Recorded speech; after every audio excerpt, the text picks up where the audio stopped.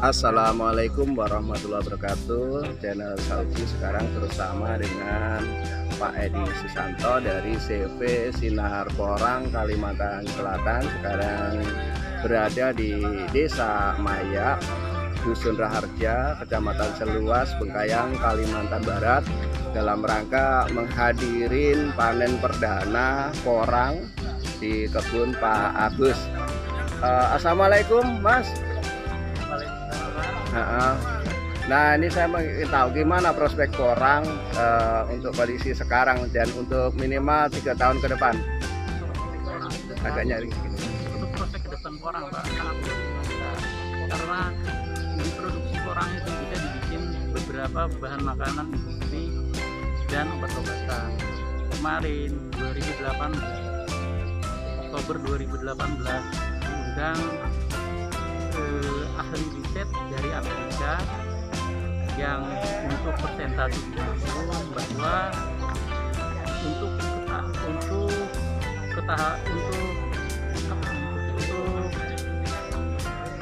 ekspor itu masih luar biasa, baru 20% untuk ekspor itu. Nah, ini kan banyak pertanyaan nih berkaitan di Bengkayang, Kalimantan Barat, berkaitan dengan penjualan porang, terutama umbi produksi gitu. Jadi gimana kira-kira untuk membantu itu? Ada Untuk dari CV Sinar Porang sendiri, Pak, untuk pembelian bahan baku kita sangat siap dan kita siap, bahkan kalau petani kabar siap satu musim itu bisa 20.000 ton, kita siap membuat pabrik di sana. Untuk selama ini ini baru yang pertama ya, kita mau kirim ke Kalso ya. Ini akan rencana dikirim baru, yaitu kurang lebih 6 ton kemarin, sama yang di channel video saya itu yang kita panen perdana 7 kilo ya. Ini barangnya. Oke. Terus apa tantangannya untuk supaya kan harga paling mahal bulan apa dan yang paling murah bulan apa? Yang paling murah itu dari bulan 4, mungkin itu di harga 4 sampai 5. Kalau yang paling mahal itu bulan Oktober November. Nah, bisa nih. Harga sampai 14.500. Nah, triknya nih. Kan tadi kita nih kan di Bengkayang, Mas Kotip, kalau di bulan September kan sudah mulai tunas ya. Iya. Nah, bulan 10 apalagi sudah hidup ya. Udah muncul dari tanah kan? Iya, oke. Contohnya seperti ini, Pak. Nah, yang kita berikan. Ini. Mohon maaf. Nah, seperti ini. Ini salah satu. Nah, ini. Jadi, Ini udah mulai tunas. iya. Nah, ini udah mulai keluar. Jadi, Kalau sekarang nunggu 6. bulan. Nah, ini juga termasuk ini. Nah, ini juga banyak. Nah, gimana menyiasati supaya porang ini aman Bisa nyampe di sampai tanggal- bulan 10. Kemudian kalau kita panen duluan kan mengalami penyusutan sampai 30%. Betul nggak ini? Benar-benar. Mungkin itu kita bisa siasati, Pak. Dari bulan, misalnya kita panen dari bulan Juli atau Agustus. Nanti kita bisa bikin pengeringan sendiri. Oh, diberikan. Iya. Oh ya, kita Jadi gini kan, kalau ini kan baru panen ya, harganya katakanlah 7.000.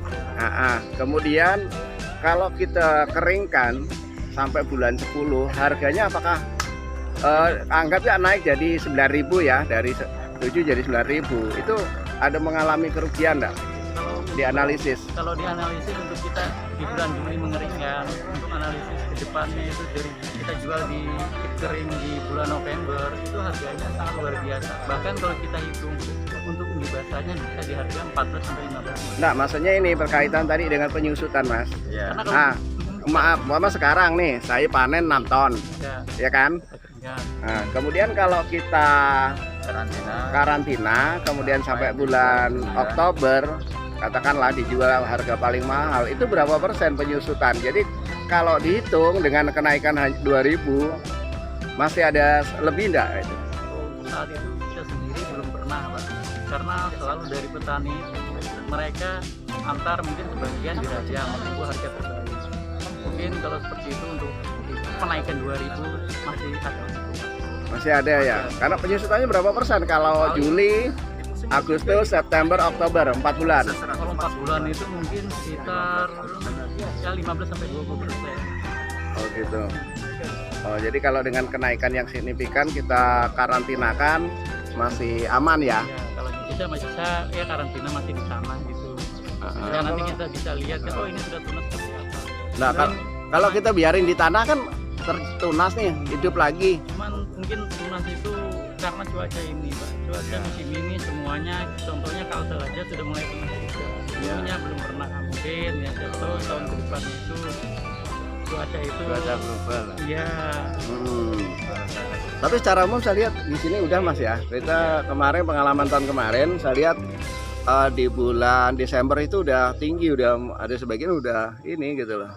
Sudah tumbuh. Nah, udah maksimal gitu. Terus ini Pak, jadi kalau misal kita ini ada perlakuan sendiri, kita buat chip yang kering, apakah ada standarisasi chip yang bisa diterima tuh grade-nya seperti apa? Untuk si keringnya, kalau untuk kita rajang basah kurang lebih 5 mili. nanti jadinya 0, berapa gitu.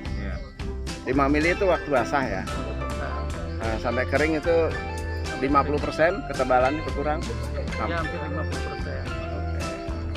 Mungkin pesan-pesan untuk petani porang yang pemula. Ini kan banyak yang ini masih ini. Coba Pesan-pesan petani agak pemula, nyari-nyari sedikit. untuk pesan-pesan petani pemula itu jangan ragu untuk tanam porang. Kita dari CV Sinar Porang siap membantu untuk kedepannya. Bahkan kita siap mendirikan pabrik di Kalimantan Barat. Oh iya, sedikit Mas tadi lupa. Nah, kan ada kata, kemudian ada ubi. Kalau untuk pemula enaknya kayaknya Mbak, sarannya mana yang lebih bagus sih? Ya, sarannya. Kalau untuk saya sendiri, Pak, saya anjurkan petani pemula itu tanam biji katak kurang lebih isi 100 sampai isi 200. Apa itu alasannya? Alasannya satu musim itu bisa dipanen dan petani bisa merasakan hasilnya. Entah itu dari hasil biji katak dan hasil umbi produksinya. Karena kalau kita satu musim itu kurang lebih budgetnya itu satu pohon itu kurang lebih 2.500. Oh, kalau kita tunggu di 2 musim, otomatis budgetnya itu satu pohon itu kurang lebih 4.000 rupiah. Oke. Yo, terima kasih ya Ya, Pak. informasinya. Wassalamualaikum warahmatullahi wabarakatuh.